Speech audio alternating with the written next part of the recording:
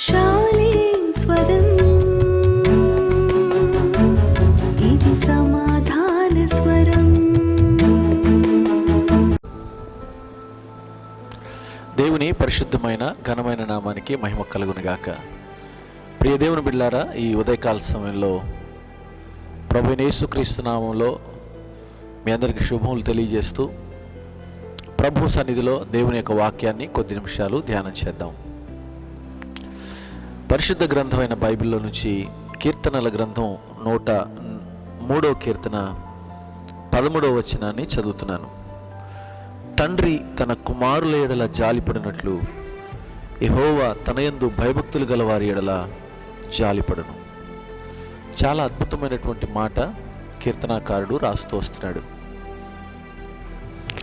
ఈ 103వ కీర్తనలో భక్తుడైన దావీదు చాలా అద్భుతమైనటువంటి మాటలు రాస్తూ వచ్చాడు. ప్రారంభంలోనే నా ప్రాణమా యెహోవాను సన్నతించు, ఆయన చేసిన ఉపకారములు దేనిని మరువద్దు అని తన ప్రాణంతో చెబుతూ ఈ 13వ వచనం దగ్గరకు వచ్చేటప్పటికి తండ్రి నా కుమారుల ఎడల జాలిపడినట్లు యెహోవా తన యందు భయభక్తులు గల వారి ఎడల జాలిపడతాడు అని చెప్పాడు. నిజమే ప్రియులారా, ఆయన మన ఎడల చూపే ప్రతి ప్రేమ తండ్రి కుమారుల మీద చూపినట్టుగానే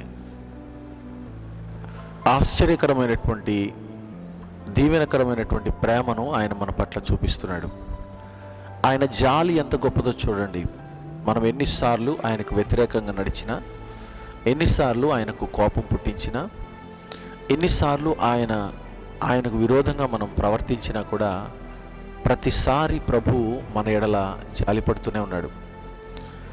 మనం ఎన్ని తప్పులు చేసినా శిక్షించకుండా మన ఎడల తన జాలిని కనపరుస్తున్నాడు. ఒక భక్తుడు అన్నాడు, దేవుని జాలట ప్రతిరోజు కొత్తగా ఉందట. నిజమే, ప్రతిరోజు కొత్తగా ఉండేటువంటి ఆయన జాలి, ఆయన దయ, ఆయన ప్రేమ మన ఎడల ఆయన కనపరుస్తున్నాడు. దేవుని యందు భయభక్తులు గల వారిని ఆయన తనకున్న తండ్రి ప్రేమను చూపెడుతున్నాడు. యేసు ప్రభు వారు కూడా ఒక చక్కటి ఉపమానం చెప్పారు. లూకాసు వార్త 15వ అధ్యాయంలో దూర ప్రాంతానికి వెళ్ళిపోయినటువంటి ఆస్తంతా సమకూర్చుకుని వెళ్ళిపోయిన చిన్న కుమారుడి మీద తండ్రి యొక్క ప్రేమ ఏమాత్రం కూడా తగ్గలేదు. తండ్రి ప్రేమ ఏమాత్రం కూడా తగ్గకుండా కుమారుడు తిరిగి వచ్చేంత వరకు కూడా అతడు ఎదురు చూస్తూ ఉన్నాడు కుమారుడి కొరకు.